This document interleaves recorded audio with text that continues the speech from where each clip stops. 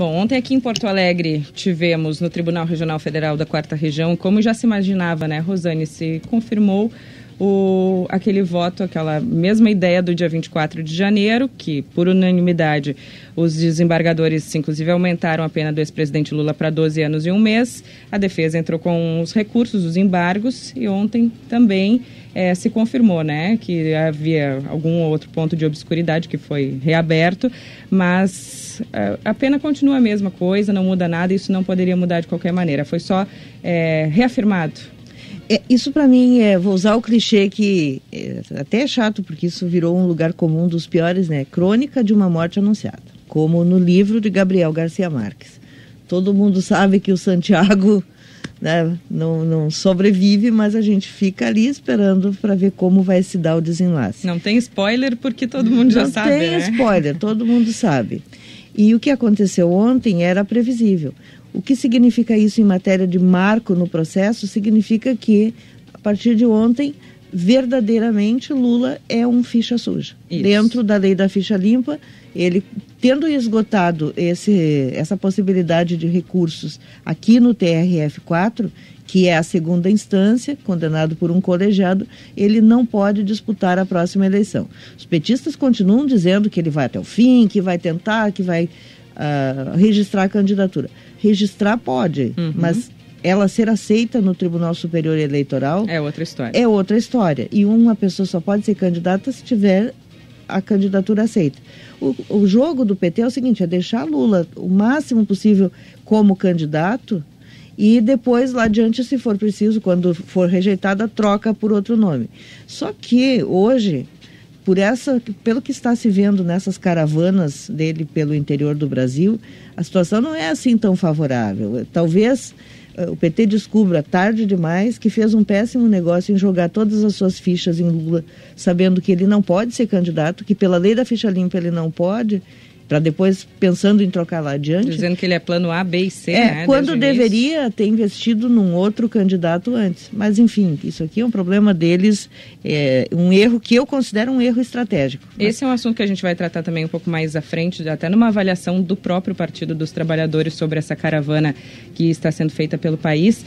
Mas o entendimento que se tinha desde ontem, Rosane de Oliveira, com essa decisão do TRF, é de que a pena poderia ser executada. Só que tem aquela decisão do STF da quinta-feira da semana passada, né? Então, por isso Lula não pode ser preso nesse momento, por exemplo. Por isso que essa decisão de ontem, vê que ninguém deu muita bola para ela, porque ela não tem nenhum efeito prático no momento. A decisão do STF se sobrepõe.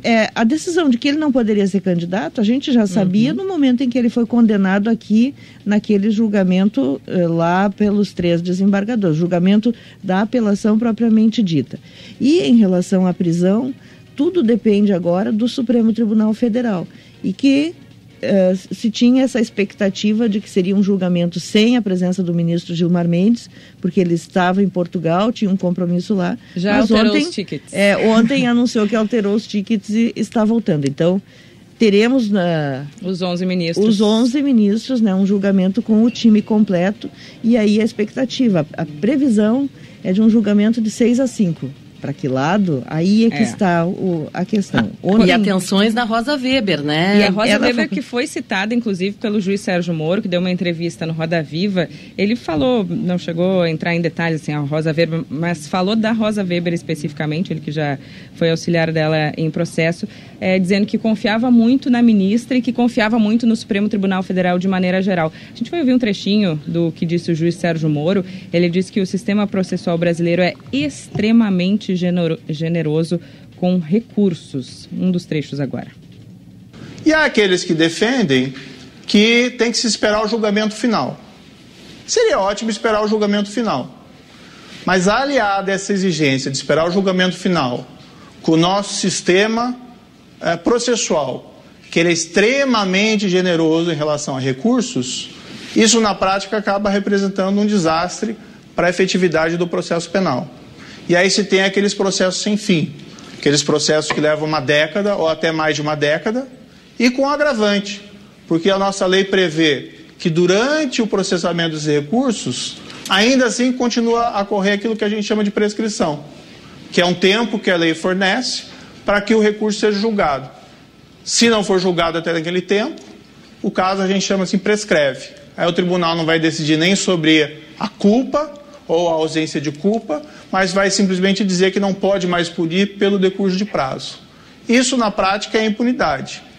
E, de uma maneira bastante simples, essa generosidade de recursos, ela consegue ser muito bem explorada por, vamos dizer assim, criminosos poderosos política e economicamente. São eles que têm condições de contratar os melhores advogados, e aqui não vá nenhuma crítica aos advogados, os advogados vão utilizar as brechas do sistema.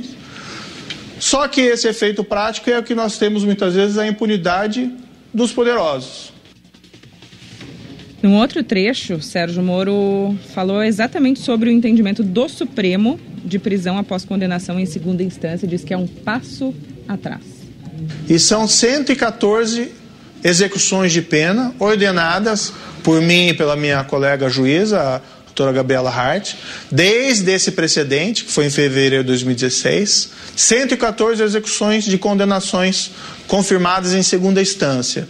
E aí se tem, principalmente, casos de crimes contra a administração pública, mas não é só Lava Jato. Lava Jato se tem 12 casos, os outros, a grande maioria dos 114, então, não tem nada a ver com Lava Jato, mas tem lá peculatos milionários de 20 milhões, de 12 milhões, dinheiro desviado da saúde, da educação, e que fazem falta, evidentemente, para a população. Nós vemos essa população desassistida, mas não é só isso, tem traficante, tem até pedófilo, tem doleiros, e isso eu estou falando dentro do universo pequeno, que é o universo do local onde eu trabalho.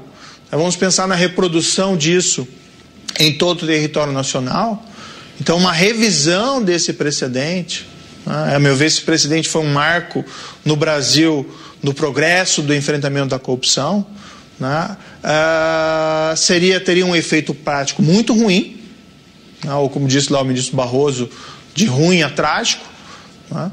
E além disso, passaria uma mensagem errada, né? Passaria uma mensagem no sentido, não cabe mais avançar, vamos dar um passo atrás. De ruim a trágico, foi assim que classificou, usando as palavras do ministro Barroso, o juiz Sérgio Moro, se houver essa mudança em relação à execução de pena. Eu assisti ontem toda a entrevista de Sérgio Moro, ela foi bastante óbvia, na verdade. O que ele disse, vários outros juízes já têm dito, Deltan Dallagnol tem dito até de forma mais incisiva, que tem usado as redes sociais quase todos os dias. Que é o coordenador da Força-Tarefa pelo lado do Ministério Público. Então não teve grandes novidades, né? Foi uma entrevista normal.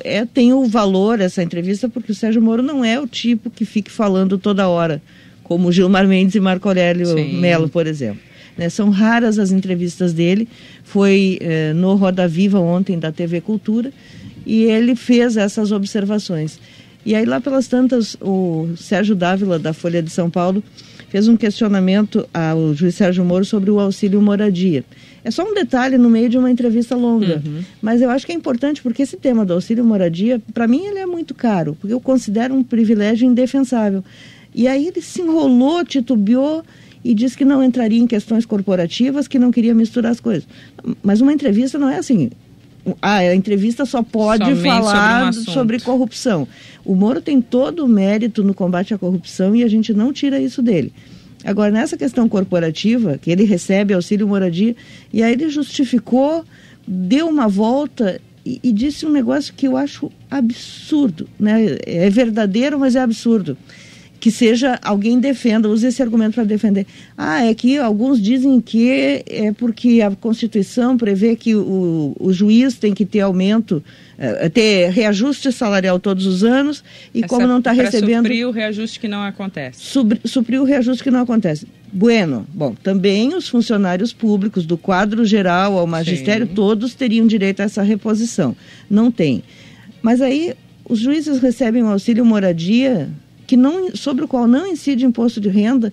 Considerar que isso é ético, que é defensável, olha, me dá arrepios, me dá calafrios, porque então vamos assumir de uma vez que esse troço é uma ilegalidade. Aí as pessoas dizem, muita gente na rede social fala assim, mas está na lei, por que ele haveria de resistir? Não está na lei, essa é a questão. Os ministros recebem, todo o judiciário, todo o Ministério Público, todos os conselheiros de Tribunal de Contas recebem, exceto os que renunciaram, como no caso aqui César Miola e Estilac Xavier, do Tribunal de Contas, recebem com base numa liminar do ministro Fux, que deveria ter sido julgada na semana passada, e o Supremo, num dos seus jeitinhos, no mesmo dia, amarelou, empurrou isso para a Advocacia Geral da União. Quando, né? Não, para uma Câmara de Conciliação. Mas isso não é uma questão de Câmara de Conciliação. Ou é legal ou não é legal. O Supremo está aí para dizer isso. Enquanto isso vai pagando, né? Graças a esta força... É um constrangimento, né? A questão do auxílio moradia é um constrangimento que o Judiciário deveria resolver. E não resolve porque não quer abrir mão de um privilégio. Vamos botar exatamente isso. Deveria resolver, mas tem um grupo que ainda faz um protesto para manter o benefício, né, Carolina? No mundo do pessoal que vive na Lua, provavelmente. Como se alguém na sociedade hoje, na opinião pública, fosse apoiar um protesto de quem quer garantir um privilégio de 4 mil e poucos reais. E é isso que está acontecendo hoje, é um privilégio. E é por isso que o juiz Sérgio Moro fica numa saia justa, porque ele não quer abrir mão dos 4 mil que ele recebe e também não quer criticar os colegas que recebem. E aí fica nessa situação ruim para o Judiciário hoje. Essa Câmara de Conciliação que foi criada na Advocacia Geral da União é a maior enganação dos últimos tempos. Aliás, aqui em Brasília, quando criam um grupo de trabalho, a gente já sabe que é para não resolver. Então, isso é para enganar, para dizer que estão fazendo alguma coisa, que o Supremo deu um encaminhamento e que a AGU também deu um encaminhamento para não enfrentar o problema, que enfrentem um problema, então, ou então que assumam. Queremos pagar um privilégio para determinada categoria. Vamos pagar.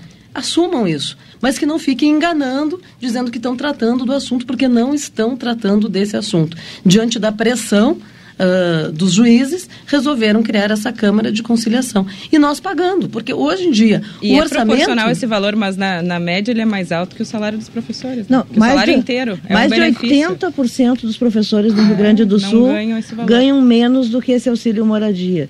E aí eu digo, bom, se alguém eu acho que precisa de auxílio moradia nesse país são os professores, né, que ensinam, não existiria juiz, não existiria jornalista, não existiria advogado se não existisse professor. Alguém que teria que receber isso, mas não estou sugerindo assim, vamos pagar agora. É só, a questão é, se alguém merece, é esse. É uma comparação que não tem como não fazer, né, Não Rosane? tem como não fazer. Não estou dizendo que agora tem que tirar dinheiro de onde não existe para pagar um auxílio moradia para os professores. Agora, que é absurdo isso os juízes dizem, mas está na Loman. A Loman, de mais de 30 anos, tem um artigo que fala no pagamento nas comarcas onde não existir uma residência para o juiz. É um texto que não se compara ao que se está sendo feito hoje, em que todo mundo recebe, mesmo morando na cidade, tendo casa própria, às vezes mais de um imóvel e tudo. Essa é uma discussão sem fim, mas de qualquer forma, eu insisto que não tem nada a ver, as pessoas dizem, não é isso que está em pauta.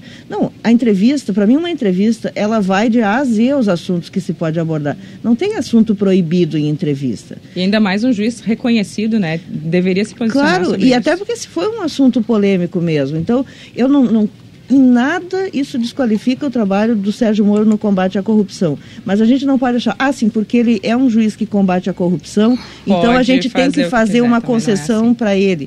Não, é uma questão mais ampla para o país. E a fortuna que se gasta pagando auxílio moradia para quem está no topo da pirâmide salarial do serviço público, falta lá na outra ponta, falta na saúde, falta na educação e falta na segurança.